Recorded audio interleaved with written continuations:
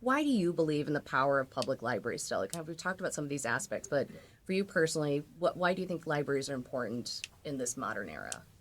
I think they're really important in this era, maybe more important than ever, because it's the power of words.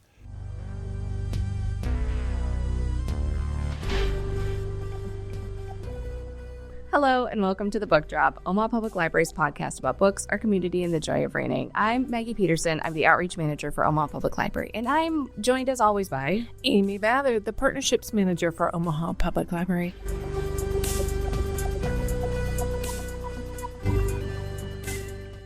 Hi, I'm Maggie Pearson. I'm the Outreach Manager for Omaha Public Library, and normally I am joined by Amy Mather, Partnerships Manager for Omaha Public Library. Amy has abandoned me for Spain and is dead to me.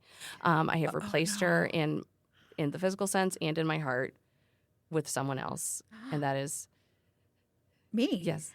No, Amy is irreplaceable, so that's not happening. Not true. It's just for Spain time. But my heart might just be hurt. No.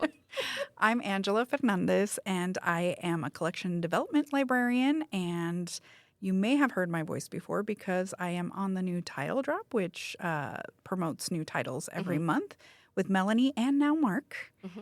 And I'm also on Libroteca, which is our podcast in Spanish where we recommend books in Spanish. Hey, has Mark been on the first episode yet? Yes. Okay, Yes. Listeners, what a gift. That man's voice. That voice. Made Yes. for the audio waves. Yes. Oh my gosh. Like it was, we needed him on a podcast. Absolutely. Like it had to happen. So we had our first one that we recorded recently, and now it's going to be the trio. It's going to be great. So excited. Me too. It was such a good time. Well, we had a good time because Amy, okay, let's step back. The new Central Library, beautiful building that we're actually in right now, that we like being in, is opening on April 19th. By the time this episode drops, we will have had our grand opening, and it went great. It was I'm manifesting amazing. it. Yes. Oh, my God. Yes. Wow. Did you see that? Cool. It was amazing in the future. Oh, and also, it's we're such a good in the time. podcast studio. And we're in the podcast studio. That, the community can use. Yes. I find that so amazing. And pretty user-friendly. Amy and I came in here one time, and our producer had not been in here yet. We had to turn everything on ourselves and figure out how to use the soundboard. And dang it, we were able to do it. Yeah. That does not always happen. And in fact, did not always happen even in our simpler studios. So the fact that we were able to do that here is like, wow, what a testament to how user-friendly. If you think you want to start a podcast or just have like a recording or something, you could totally do that. You can do that here at the library, and it'll be amazing. It's so cool. Yeah. So great. Our library is opening. Amy did leave me for Spain for an amazing trip. It was once a lifetime opportunity. So fine. That's fine. Whatever. But we had an amazing opportunity come up for opening up the Central Library. We had a very cool party here at the Central Library for staff and other people that were involved in the construction project of this beautiful building. And what a wild time that we got a band to appear. Well, rather, Shannon, one of our good friends who is one of the building partners in helping get this off the ground, booked something called the Rock Bottom Remainders. Angela, did you know what the Rock Bottom Remainders were before we recorded? I absolutely did because Stephen King. Stephen King is right. and also because I went to the Miami Book Fair and they played there and I missed it. Like I was like, oh no, I'm tired. I'm not going to go. Yeah. And Stephen King showed up. Like he wasn't set to, but he did. And so I completely missed him. And you'll just remember that forever. I will. Oh, I absolutely so will. sorry. Yes. Yeah. Oh. So I knew about this incredible band that has, best-selling writers. It's just writers who, give us incredible works and pop culture and amazingness. And they formed a band. Yeah, it's a super group. So if you're unfamiliar with the concept of a super group is a band made up of other members of other bands. So what was the Traveling Wilburys was, God, not Ringo, George Harrison and I think Tom Petty and Roy Orbison and somebody else. So that's a super group. Yeah. The Rock Bottom Remainders, also a super group, but not of musicians, of best-selling writers and authors. It's amazing. Stephen King being among them. They told us a great story of how it got started. So I will let them explain that in our next audio. But also, spoiler, Angela and I got to talk to them. We got to ask them questions and bother them. And it was really fun. Yeah, and got to have their, ideas and feelings about libraries, which always warms my heart to know what people think, but particularly people who fill our libraries with amazing books. Like, that was such a treat. Yeah. Yeah. So the members of the Rock Bottom Remainders just kind of rotates. They haven't played in like 10 years? Well, they were at the Miami Book Festival. Was that the last time they performed? I don't know, but that was like 2 years ago, I think. Oh, Yeah, okay, yeah. okay. So that was pretty recent. Okay. Yeah. But it's not like they just get together. It's just like there's an opportunity that comes up and they believe in it and they'll accept the offer and they come and they play. And it's kind of like once you've played with them one time, you're in the band forever. So if you look on their roster online, it's like Maya Angelou's in it. Yeah. There's like a huge amount of names. So we were delighted with the names that we were able to get, which were We talked to 7 members. Mitch Albom, Dave Barry, Matt Groening, Ridley Pearson, Amy Tan, Scott Turow, and Alan Zweibel, they were incredibly kind with their time, and they had a busy day too. Yeah. They obviously got into Omaha. They practiced. They came back to practice the next day, the day we were going to record. They took a tour of the library, and then they had lunch with us, and then they sat down. And I remember being like, "Oh no, that is when I am at my most. Yeah. Get me out of here." Yeah. But they were lovely and answered all our questions. It was really great and sweet. Yeah. I just never thought I would, 1, interview authors of that caliber, and 2, all together. And I was very 3, nervous, my friends. watch them play cover songs at your work.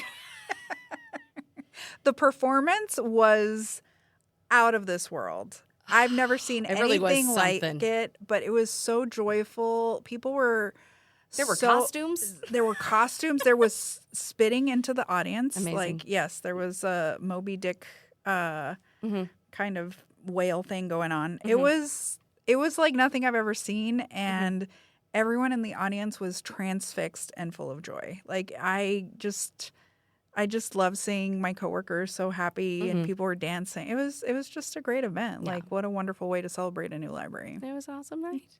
Yeah, it was an awesome night. Yeah, All right, should we kick it over to our conversation? yeah, let's go. Here it is.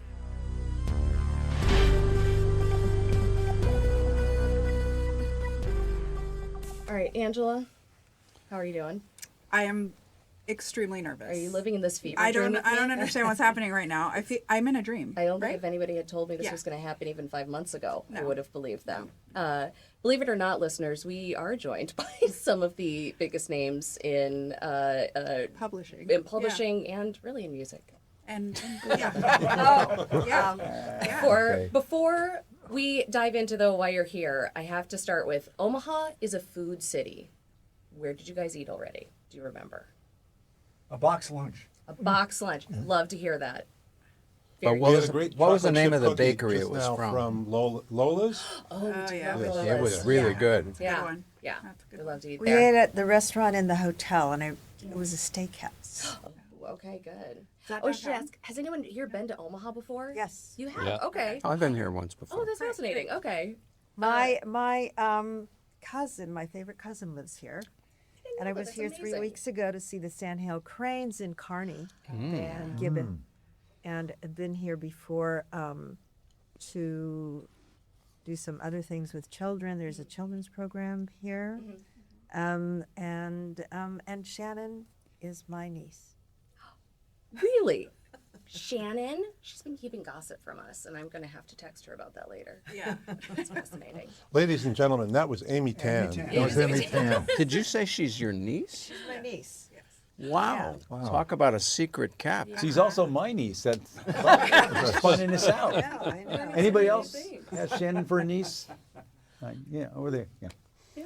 I was going to say, when we kind of envisioned this conversation, Angela and I just really wanted to focus on, who each of you are and kind of your library story. Like why do you love libraries? Where did that start for you? So we kind of wanted to go around. If you just want to introduce yourself in the way you would like to be introduced and just tell us a little bit about why you like libraries, why are you here? Well, I've always been a gigantic fan of the Dewey Decimal System. All of us are. Of all of the us, systems. Morning. Yeah, sad- I know they don't sad use it news, anymore. Dave. So, they don't? We still use it. Yeah. Yeah, It's still they here. use it. Yeah, What are you we kidding use me? it. We're in Omaha now, do. man. Yeah. Yeah. Things back wherever. So Yeah, that's news to me. that's why we don't let her shelf. Yeah. Yeah, she doesn't know where things go. Yeah. But anyway, that's for me. That's always been the big draw. Well, when I was a kid, I remember loving going to the downtown library in Portland, Oregon, where I grew up, the Multnomah County Library, and I loved dog books. And I once checked out a book called Big Mutt. 'Cause most dog books were about thoroughbreds, but Big Mutt. And because the kids saw me carrying that book, that became my name. Wow, that's really So nice. be very careful what book you choose as a young person. Matt Groening. Yeah. Oh, I should say yes. Can you Introduce yourself. Introduce yourself. Dave Barry. I'm sorry. It was, Dave Barry. I'm sorry. That was the guy who made the Dewey Decimal remark, and regret it deeply. That's why we wanted to make sure he had a microphone. So we can get it on record. Yeah. And that was Matt Groening. That's not right. All right. who Big did Mutt. the- We call him Big Mutt. And that's Big Matt Groening, Big Butt. Yeah.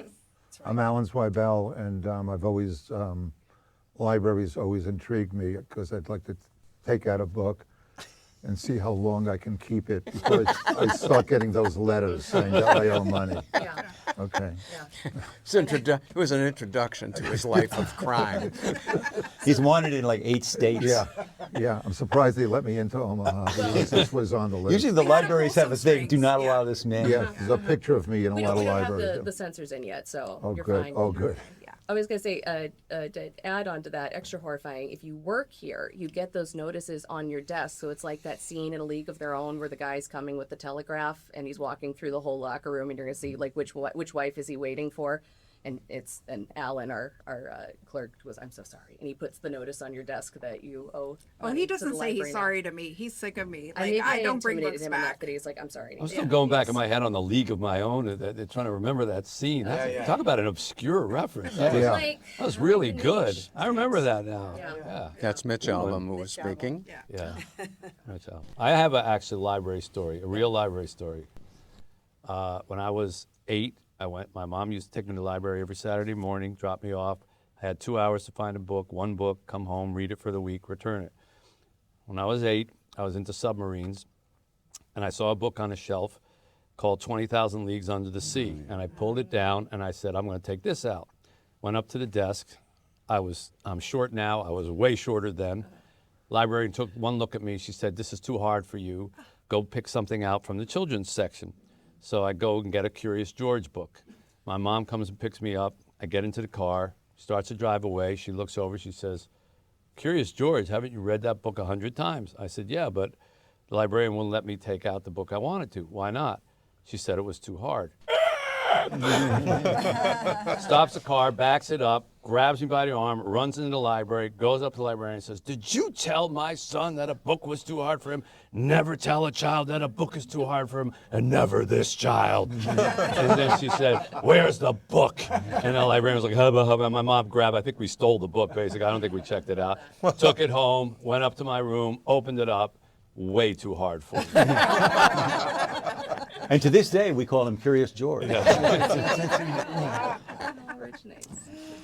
But I actually think that that's where my love of reading, or my appreciation of reading, began, because when your mother's ready to deck a librarian over something, then you learn that it must be really important. And I had to, my mom made me read that book with a dictionary, looking up every word that I didn't know until I finished it. And can't remember a damn thing about it, except it had submarines in it. It was a submarine. But yeah, the library was a big part of my life. I aspired to that energy as a mother. Yes, and as a librarian, I would never. Do you imagine? Oh yeah, well, No. especially nowadays, like Yeah. like a kid wants to read 20,000 Leagues Under the Sea, and be like, Yeah, okay, you go for it, Yeah. kid. Yeah, let's go. Yeah. So I'm Scott Turow. I grew up going to the California branch of the Chicago Public Library, where my mom took me once a week. But my favorite library story goes much further forward in time, and it had an impact on the kind of writer I decided I wanted to be. I was what was called a substitute letter carrier, meaning a substitute mailman, in a town called Glencoe, Illinois, which is a very affluent, upscale town. And eventually I learned that I could throw my route and walk it in less than the 8 hours required. And one of the clerks, the first time I came back early, explained to me what was going to happen to my ass if it showed up again early. So I went to the only air-conditioned public building in town, which was the public library. And I decided, since I was being paid by the hour, that I ought to read what I'd learned as a freshman in college was the greatest novel ever written, which was Ulysses by James Joyce. And I sat every day for 6 weeks. I went to the shelf. There was Ulysses. I took it out. I sat and I read it. And by the time I finished it, I had 2 major reflections. One was that I was glad that I had been paid by the hour to read it. And the other was, how could I be in this upscale, well-educated town, and every day for 6 weeks, I was the only person in town who wanted to read the greatest novel ever written. And that led me to think that there may be something else to novel writing other than pleasing English professors. And so it was an interesting education at the cost of the Glencoe Public Library. I chose my profession probably from being in a library because I would read books by the great comic minds, you know, like James Thurber and Woody Allen and Robert Benchley. And when I was a real little boy, I discovered a book written by a guy named Dave Barry, okay? You were really young. I was about 5. I was about 5. And I took it home, and my mother says, "What is this?" Okay? And made me go back, and I read 20,000 Leagues Under the Sea. Well, I didn't read Ulysses because I used the Cliff Notes. And that was that book in college, because I took so many courses, I was not able to finish. So, yeah, I didn't Amy, get tell paid. them a little bit about Cliff Notes. Cliff and- Notes. and Oh, the yeah. Well, Denver- when the I Denver was... bookstore. I was at a bookstore and I was about to go out and I was thinking, God, I'm this writer, people respect me. And I was I saw this wire rack filled with these Cliff's Notes and I was feeling guilty. I had read Ulysses and what was the other one? Joe Conrad. Heart of Darkness. Yeah. And I was feeling very guilty. And then suddenly I see the Joy Luck Club. And I'm thinking, but I'm not dead yet. Anyway, so that was, yeah. And I still haven't read Ulysses. Let me just say that I'm the child of immigrants. I'm a birthright American, actually. My parents were not legal because their student visas expired and they couldn't go back to China, which had come under communist rule. My parents did not have a lot of money. And in fact, my favorite cousin in Omaha, they lived with us for a while when they immigrated from Taiwan. The library was free. My God, anything free, my parents took advantage of. So I went to the library once a week. I could walk there at the age of 6. And I was one of actually 49 kids out of 5,000 kids in the Oakland School District that year who could read. I had learned to read when my brother was tutoring Harold how to read. So I had learned to read. I went to the library every week, and I checked out not one book, 10 books. Yes. And That'll that show was you, fine Mitch. because it was all free. Her mother was permissive. And I would read, constantly read in bed. And when the lights went out, I would still read, and my mother claims that's how I ruined my eyes. I will add also not just that I love to read, and I went to many libraries over the course of the year because we lived in 12 different houses all the way until I left home at age 17. When I was 8, there was a contest, and it was the subject was assigned. It was what the library means to me. This was in Santa Rosa. And I wrote this essay. My name is Amy Tan. I'm 8 years old. Go to Matanzas School. And it went from there about how the library is a good friend and it opens up windows and doors in my mind. I can go many places. And at the end, this is the killer. My father was a minister, and I knew how to win the hearts of people. And that transistor radio prize. And I said, I love the library so much, I gave my life savings of 18 cents to Santa Rosa Public Library. And I won. Wow. And I had my picture taken in the paper, and the essay was published in the Santa Rosa Press Democrat. So So you It was brought your it. first Yes. publication, right? my first publication, thanks to the library. My love for the library was absolutely genuine. And one of my earliest memories is sitting on the floor when I was a little kid, and you get the books on the bottom shelf. And as I was getting older, I could reach the taller shelves, and the books changed. Went from fairy tales and Aesop's fables and things, all the way up to when I got to Kill a Mockingbird. I felt very grown up at that point. So it was a measure of how I was growing up and being aware in the world as well. That's how we actually organize our bookmobile, is the youngest books at the Exactly. bottom, and it gets older as Yeah. you get to the top. Yeah. So that's stuck around. I'm Ridley Pearson, and that story is what I have too. It's not about me, but it was as a parent. We couldn't get our daughter reading, and I'm a writer. And so she came with me to a signing in St. Louis. And I, of course, couldn't watch her. So I said, you're going to stay in this section and don't go anywhere. I'm going to keep an eye on you. If you come out, I'm going to have to stop. And, so she stayed in that section. And when I came out, she had like 5 books in her hand. And she said that her early, she was like in first grade or something, and they were pushing all these girly books on her, and they just didn't interest her. And as she was sitting there for the hour I did my thing, she read, oh, this is suspense, and this is this for little kids. And she picked them all up and became a voracious reader, only because I dumped her in a stack somewhere and left her alone. Yeah, I think there's few places these days where we really let kids have agency and just make decisions for themselves, and kind of library is one of those last places. But just FYI, Ridley's daughter's still lost in those stacks. So. It's not, Haven't seen her for years. Do we need to get one of those Saint Bernard dogs with the She little doesn't have a barrel? Dewey Decimal on her. So. Yeah. We, so I'm our outreach manager for Omaha Public Library. Part of my job is overseeing an after-school book club in some of the middle schools in Omaha. And we get a lot of the book nerd kids, but we also get some kids who either they missed sign-up day and they didn't get a sign-up for the club they wanted. They get thrown into our club. That happened one time with a kid, and he was very nice, but he kept telling me, oh, I'm bad at reading. I'm failing English class. I'm not good at reading. I'll take this book, but I'm not. He was trying to like set me up that he was going to disappoint me. I'm like, it's not homework. There will not be a fire if you do not read this book. Just the worst things happen is you might get spoiled, but like, we're going to try to read this many pages a week. I'll be back next week. We were in 8 schools at the time. I came back the following week. He was further ahead, not just of all the kids at his school, but across the entire program.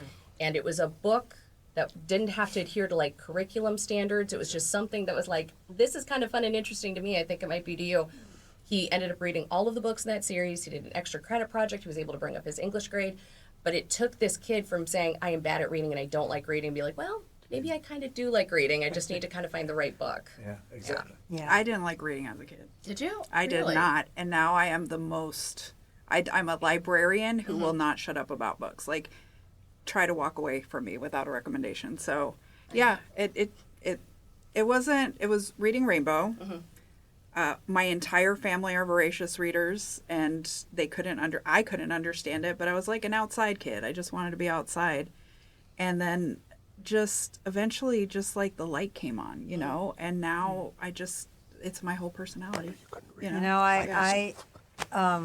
We had no books in the house that were for kids because, again, we couldn't afford those. We had the World Book Encyclopedia because that was useful, and that would be for the rest of our lives something we could read.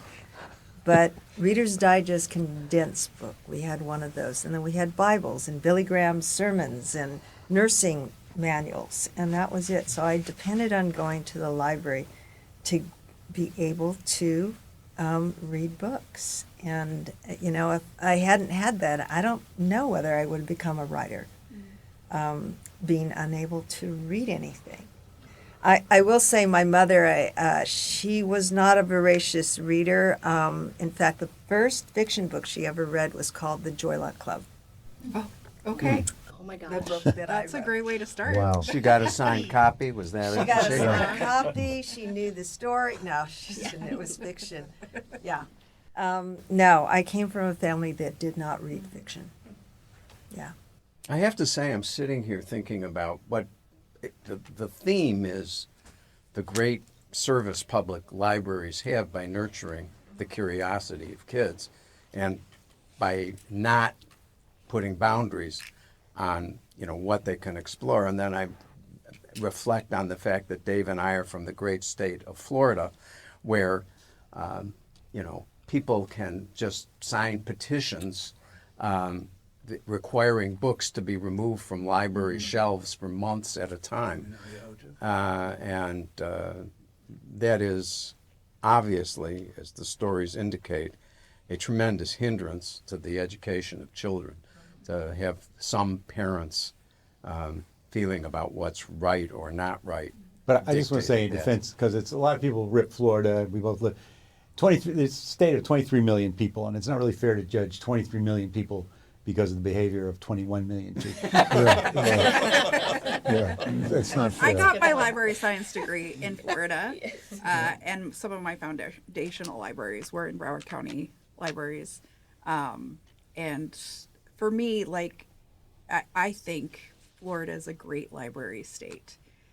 These laws are not, obviously Well, they're not. They're definitely representative. not the work of the librarians. No, that's for sure. No, No, they're but in I did- pockets of counties. Where I was, my first ALA was in Orlando, Florida, where I first saw Mitch Albom talking, and it was great storytelling, and it was in 2002, around there.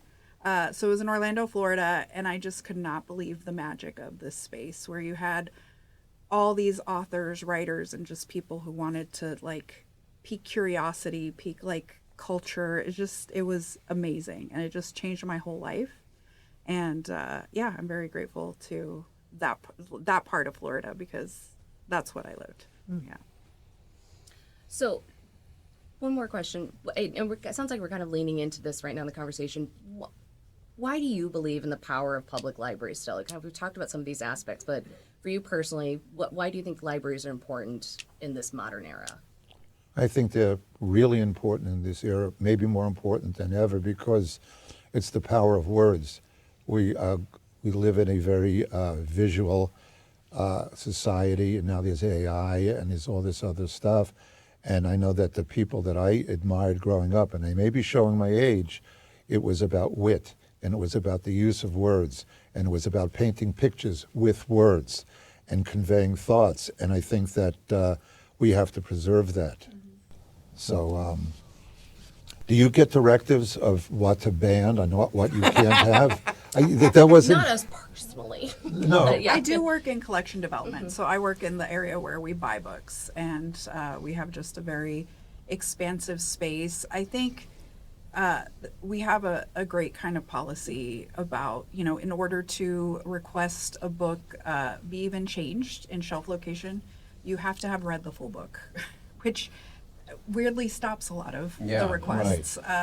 Particularly for certain adult books or whatever else. I'm really grateful that the community of Omaha is particularly just a loving community of books, of all kinds of books. We have millions of checkouts of our electronic resources, but we also have so many people who love physical books and love to touch them and look at them and take pictures. And so as a community, I feel like people are really, supportive of us. And that's why I think this library is amazing, because it's for our community who loves the library. And who's making a library this size, right now? Yeah. Amazing library. Yes. I will say libraries have changed so much, obviously, since I was a kid, where it was just a library with books. Mm-hmm. Maybe there was a reading hour, but that was about it. But now you have libraries who are teaching people literacy skills. Language skills. You have people who are learning for the first time how to use a computer. It is really about knowledge. It's about having the skills, and this is a place where they can do it for free. It's about community. It's about people getting together and enjoying, like in your lab or whatever you call it. Kids being creative together or adults being creative together. It's being curious. And here is this place where you can find the answers. And I just think libraries these days have just expanded so enormously from what they were at that time. And I know that I don't have kids of my own, but I am godmother to 2 kids next door, and we read books together. And it really had to do with choosing your own books, but going to a place where you have other choices besides reading as well, or doing something with that book. So I just think it is an absolutely essential resource for any town that wants especially to reach out to underserved populations, which I come from. And I just know how important that was to me, and that what I do today depended on that. And it's also about keeping the gap closed between people who have access to books and people who don't, because let's face it, when libraries, were the only place where you get books, everybody went to the library, rich people, poor people, you didn't have Barnes and Nobles, you didn't have, you wanted a book, you go to the library. Now, if you've got money, you can own any book you want and never have to leave your room, buy it off Amazon, read it on a Kindle, download it on iBooks. But people who don't have endless funds to, try every book that they want, you're going to fall behind. And the access to, especially to novels, and fiction, because you can get news information. Anyone who's got access to a computer and internet can kind of keep up on the news, but you can't just keep downloading novels for free, left, right, and center. And so if you have a place where you can still get access to great fiction and great writers, you keep the people who don't have the funds from falling so far distant from the people who do, which is one of the dangers of technology anyhow. Well, and we have technology too. So like the access on computers, like we saw that during COVID, there was a lot of people who were doing school and had to do all these other things. They would have to go to the library if they didn't have internet access and things like that. So I have a question. When you download or when you get an electronic book, is there such a thing as it being overdue? It returns itself. Oh, Because because It that explodes. would have changed my life immensely when I was a kid. Because I actually one of the things that haunted me as a kid was when I had so many overdue books that I was afraid to go back to the library because I couldn't pay the fines, the 3 cents a day fines, and I remember one of the greatest days of my life was when the library announced amnesty. And that was great for one day, and I missed it. Of course. We don't have overdue fines here, like at all. So that's a new trend for a lot of public libraries, is actually moving fine-free. And would you believe it, actually, overdue books and just books that flat out don't get returned actually went down once we stopped because charging of fines. that People are feeling. afraid to come back. It's a shame. They'll just avoid us. That's one thing I like working in outreach, frequently out at events, and people be like, I'm a felon in the library, and like I'm wanted in 8 states. And then I look them up in our system, be like, friend, you didn't make the last platform migration. That's between you and your God. Can I get you a card now? Like, would you like one? So, yeah. In closing, I also should say, this is my time. I should always put in my plug that we have rock bottom prices for printing at the library. We have like the cheapest prices for printing in town. And I always plug that. Okay. People, I don't have a printer. Do you have a printer? I do not. I was going to say, if you did, it was going to change my point of view. No, I don't. I don't. I'm not. One of the other things that we don't commonly think about, but Adrian and I have minor involvement with the Chicago Public Library Foundation, and one of the things that they occasionally emphasize is that in many neighborhoods, libraries are a safe space for kids who are somewhat at risk if they're not there or at home. And that's yet another great virtue of having a public library system with widespread branches. And it's just the entire vision of equality that Mitch was talking about is really, it's preserved best of all in our public library system. We don't seem to believe in free medical care or free housing, but you can still get access to knowledge, no matter who you are in this society, by going to the library. And it's precious vision.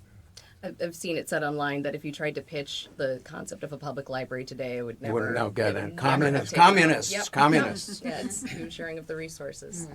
Yeah. Well, And by the way, we're all happy to be here because to support the new library. Yes. And so that's why we're here to sing our songs. thank Yeah. you, Well, thank you that's so it. much for being here and being rock stars, Yeah. and thank you also for being on the shelves. Like, you know, we love having your work. It's as a book buyer, it gives me so much happiness to be with you. And the other thing to say is, for anybody who listens to your podcast and has not been here, you ought to come, because this place is amazing. It's gorgeous, and it really can show you everything that a great library can be. Thank you. Yeah, I drove in from the airport, and I was just following directions, and the GPS said, you know, when you go up and you turn around. I said, this GPS got to be wrong.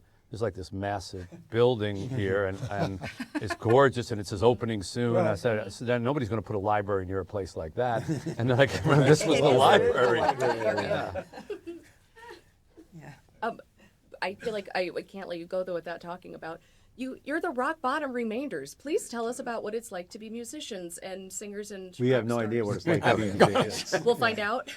Well, we'd like to meet some musicians sometime. Yeah. You know. How did you become a group? There was a woman named Kathy Goldmark who was a literary escort, which means when you went on book tours, these are the people who pick you up at the airport, take you to the your book signings and interviews and whatever.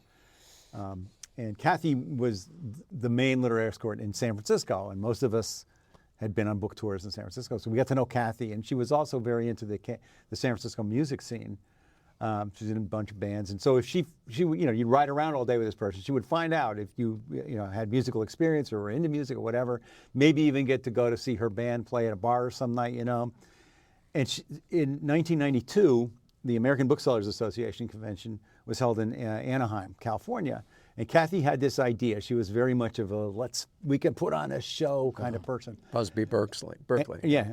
And she sent faxes to everybody who she'd ever been in contact with and others, and said, I was thinking, like, we'll get together, we'll do a rock show there, and we'll give all the money to this First Amendment charity. I can't remember the name of it, but First Amendment. First Amendment. It was that's where yeah. I beg to differ on that. Okay. Controversy. She picked her favorite writers. Favorite, which Favorite writers. I agree with you on that, but some Yeah. of them she didn't like. She didn't know Stephen King, for example. Right. She didn't. But she was reaching would have there. Liked him, but She did. Right. Anyway, because so he didn't go on tour. the- But anyway. no, she and Steve said right away, yes. Yeah. So whoever answered these faxes, it wasn't like a question, do you know how to play anything? It was, are you willing to come do That's this? not the question. It's just will you do it? Yeah. And so the people who answered the faxes thought positively. In this room, it's like Ridley, me, and Amy were in that original group. Yeah. And Matt. Yeah. I got in as a member of the Rock Critics The Chorus. Critics Chorus, yeah. And you dropped your trousers. But that's another story. That's always Right. most of the success has been achieved that way. In fact, because that's a great drawer. of With things, Joel you know. Selvin and Grill Marcus were the other members of the Rock. And Roy Blunt Jr. and Roy Blunt Jr. So anyway, whoever said yes became the band, and we got together in 1990. It was going to be one night and one night only, and we were horrible. They're scared and horrible, and But we had so much fun that Stephen King said, we're going to do this again. And he got a publisher to put up enough money to send us on a multi-city tour the next year. Aretha Franklin's. And a tour bus and with everything. And then we were like really hooked. And and over the years we got Mitch now, we got Scott, we got Alan, we got others. Anyway, it just never went away. We keep trying to retire and stop, but we're so bad as a band, we can't even stop. You know, we can't start and we can't stop and we can't play in the middle either. But that we're still here. We're still here. But we only I'm a can real- play to people like librarians who Good love point. us. That is true. If it was a general audience, then they played money. walk out. We'd have to give the Feel money different back. You know? But here, They might actually give us more money to go away. Yeah, we'll find out. I'm a latecomer. About 10 years ago, Dave and I wrote a book together. And This then is Alan Zweibel, everyone. I'm Alan Zweibel. And he said, would you like to join our band? And I said, Dave, thank you very much, but I can't sing and I can't play an instrument. And he said, you're already overqualified. I guess I could be in the band, is what I think you're saying. Oh, wait, I'm won't- not a best-selling author. we won't say the names of people who came back later and begged to be in the band. Yeah. Or those who said, you really need me, I'm very good. Yeah. They didn't know, they just disqualified. Exactly. That's the last thing we wanted to Yeah. hear. Yeah. Amazing. Well, we're so grateful that you would come out to celebrate the opening of this beautiful library. We're obviously ecstatic about it, but it means so much to have some faces here to like help us open it up. One thing I did want to ask, your last little question from each of you before you go, very quick. What's one book you'd recommend to anybody? I know it's an easy question. Who's your favorite child? And Well, I was at I think it's the Jackson Books store, Yes. used bookstore, and I was able to find a rare copy of Xavier Cugat's memoirs, Rumba is My Life. Wow. I think we're all going to have to say that's our favorite. Yeah. listed everybody's. No, I recommend any book by Louise Erdrich, especially Love Medicine. Yes. Amazing book. Desi Arnaz wrote a book called Desi, a Book. I recommend that one. I'd say anything by Dave Barry. Yeah. I agree with that. Anybody else? Well, I could throw out one of the authors who's not here, Roy Blunt Jr. Roy Blunt Jr. We love Roy Blunt Jr. Anything by Roy. Wonderful. Come on, you guys, a specific book. I want to know, other than Cugat. Come on. Well, what was the name of his female sidekick? Abby Lane. Abby Abby Lane was Lane. the first, but then Charo. Charo is who I'm thinking of. Yeah, Charo. Coochie Coochie. Charo. Did she write a yeah, book, too? I think she wrote a book I was on too. a cruise ship once, and Charo was the main performer, and she came down into the audience and shook her bosoms in my face. And that was the best cruise And ever. you thought she was a great writer. After that, yeah. What a talent, I thought. I mean, how can you argue with that? No. Now I have to go furiously find all of these out-of-print books and try to add them to the collection. This is anytime we mention a book on the podcast, collection development teams. If we don't have it in the collection, they we try have to to source add it. it. So yeah, thanks. You for may have that. to buy the Xavier Cougar one off of Mac, because he has the last one. He's trying to drive the price up right now. This thing's Yeah, that's going one on of those eBay. banned books that we aren't fighting. He did. All right. All right. Well, great podcast. Thank you so much. Thank You're you. welcome. Thank you.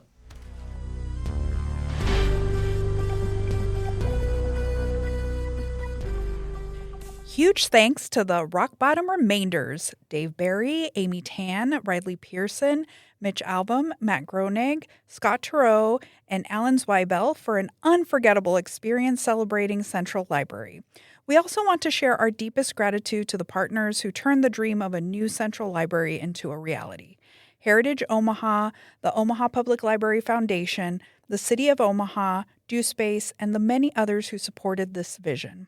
Central Library is a space built for you to research your roots, use technology to sew or 3D print, or simply find your next favorite read. Whether you need a book, a computer, somewhere to meet, or a place to create, this is your space. OPL is proud to serve the community at all 13 of our locations.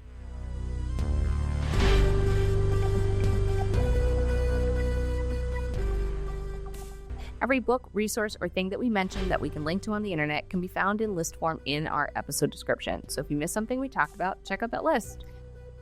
The Book Drop is produced by Omaha Public Library. Our theme music is Trapped in Amber, courtesy of the band Lucid Fugue. Don't forget to subscribe to the Book Drop on your favorite podcast app and like and follow Omaha Public Library on social media.